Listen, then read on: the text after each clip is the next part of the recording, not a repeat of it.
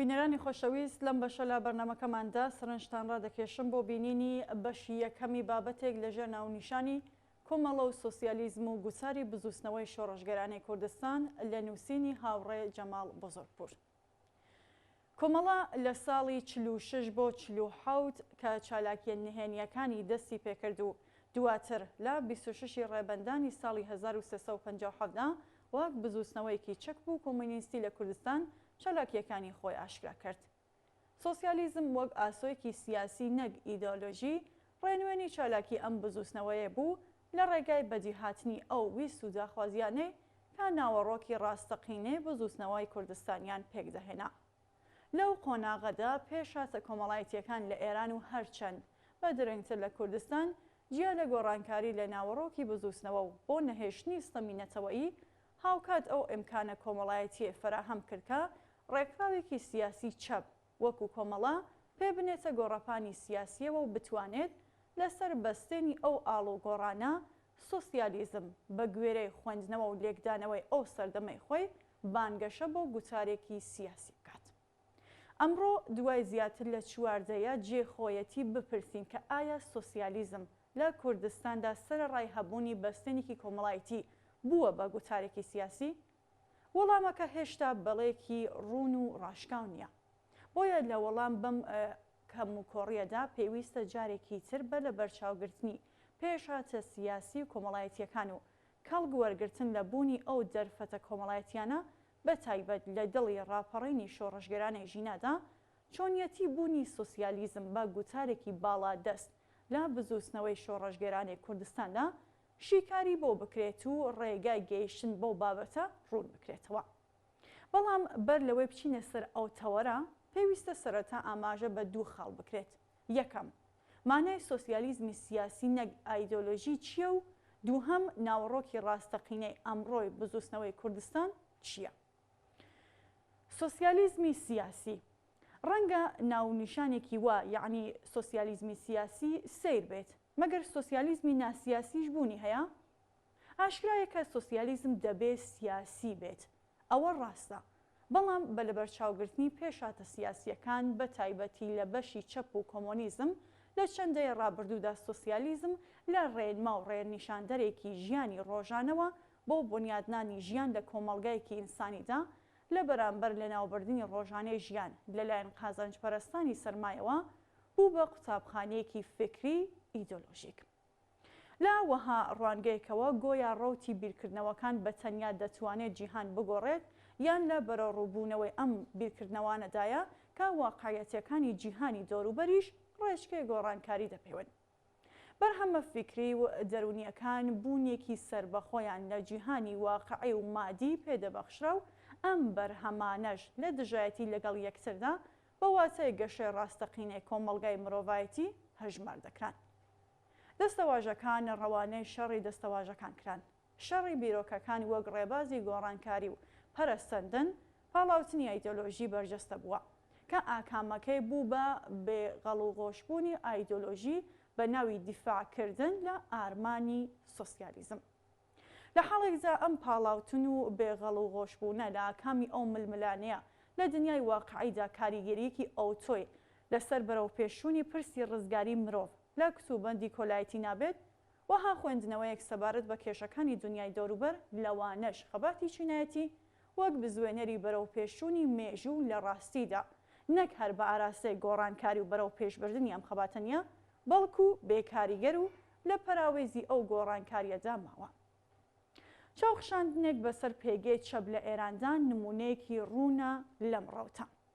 بۆیە لە هەنگاوی یەکەمدا وەرک مارکس دەڵێت پێویستە سۆسیالیزم لە قسە پوچ و بێمانایە دوور بخرێتەوە و لە ئاسمانەوە بیگەڕێنیتەوە سەر زەوی و جیهانی مادی و ببێتە ڕێنمای هەوڵەکانی ئەمڕۆ وەک ئەوەی هەیە.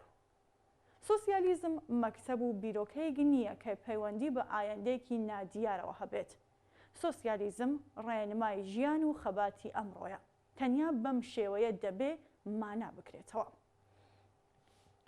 ناوەڕۆکی ڕاستەقینەی بزوستنەوەی کوردستان ئەگەر لە سەردەمێکدا خەباتی چەکداری سەنگەری سەرەکی بزوستنەوەی خەڵکی کوردستان بوو بۆ لەناوبردنی ستەمی نەچەوەی و لاوبردنی ئەو ستەمەش هەموو بابەسەکانی دیکەی پەیوەست بە کۆمەڵگای کوردستانی خستە بووە ژێر کاریگەری خۆیەوە، دووە بە دوای گۆڕانکاریە کۆمەڵایەتیەکان بە تایبەتی ئەو گۆڕانکاریەی کە سیستمی سرمایه‌داری پێدا تێپەڕی و بەمبەستی ڕێگە خۆشکردن بۆ سرمایه‌داری زیاتر ڕووی کردە هاوپەیمانیە فرەنسەوەیەکان لە کوردستان لە ئەنجامی ئەو گۆڕانکاریە کە پێ نابووە کۆمەڵگایەکی چینایەتیەوە ویست و داواکاریە سیاسی و کۆمەڵایەتیەکانی دیکەش توانیان سەر هەڵبدەن.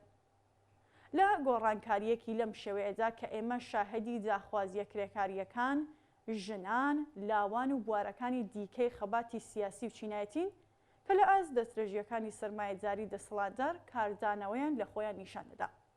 هەر بۆیە لابردنی ستەمی نەچەوەیی بە ناو نیشانە جۆرە و جۆرەکانیەوە و تەنیا لە شێوەی خەباتی چەکداریدا وردە وردە لەگەڵ بوارەکانی دیکەی خەباتی سیاسی و چینایەتی تێکەڵ بوو.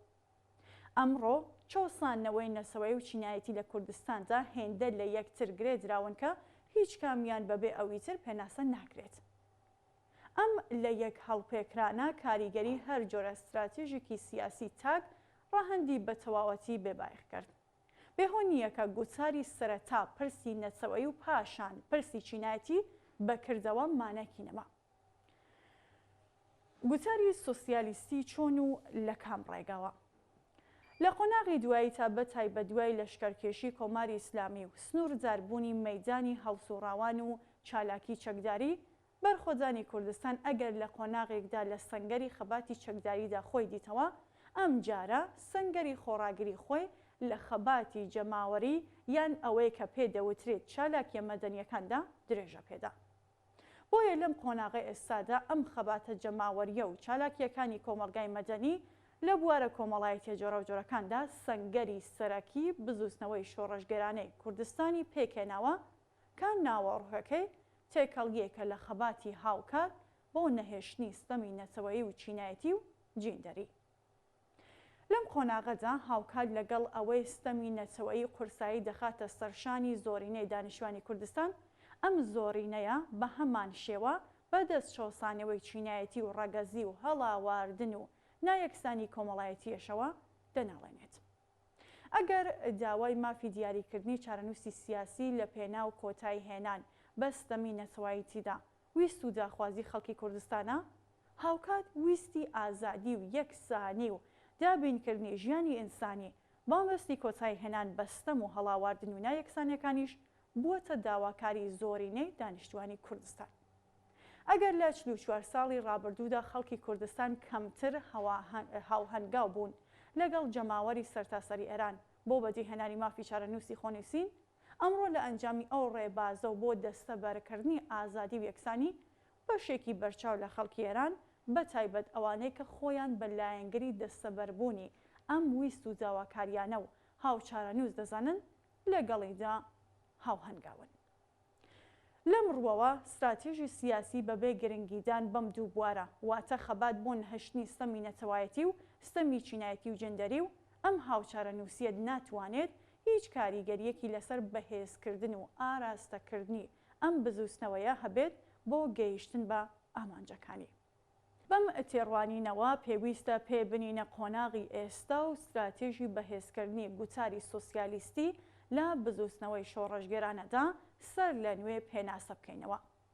پێشاسەکانی چەند ساڵی ڕابردوو بە تایبەت لە سەردەمی ڕاپەڕینی شۆڕەشگەرانەی ژینادا کە تا ئێستاش بە شێوازی جۆرا و جۆر هەروە بەردەوامە، هەر چاودێر و هەڵسوڕاوێکی جددی گەیاندوێتە ئەو ئەنجامەی کە ئەگەرچی خەبات و خۆڕاگەری دژ بە ڕژیمی سەرکوزگەری کۆماری ئیسلامی لە فرم و ناوەڕۆکدا گۆڕانی بەسەردا هاتووە، بەڵام ئەم گۆڕەپانە یا هەمان چالاکی کۆمەڵگای مەدەنی کە بووەتە سەنگەری سەرەکی ئەم بەرەڕووبوونەوەیە بەدەست کەموکۆڕیەکی گەورە دەناڵێنێت.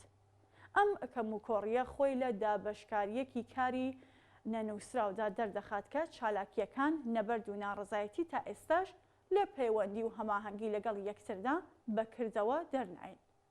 بەم شێوەیە جگە لە کاتی قەیرانەکانی وەک لافا و بوومەلەرزە یان هەندێک بۆنەی سیاسی دیاریکراو کە هەڵسوڕاوانی بوارە جۆرەجۆرەکانی ناڕزایەتی کۆمەڵایەتی لەگەڵ یەکتردا کۆ دەبنەوە و چالاکی هاوبەش بەڕێوە دەبن، لە کاتەکانی دیکەدا چالاکانی هەر بوارێک تا ڕادێکی زۆر بەجیا لەگەڵ یەکتردا کار دەکەن.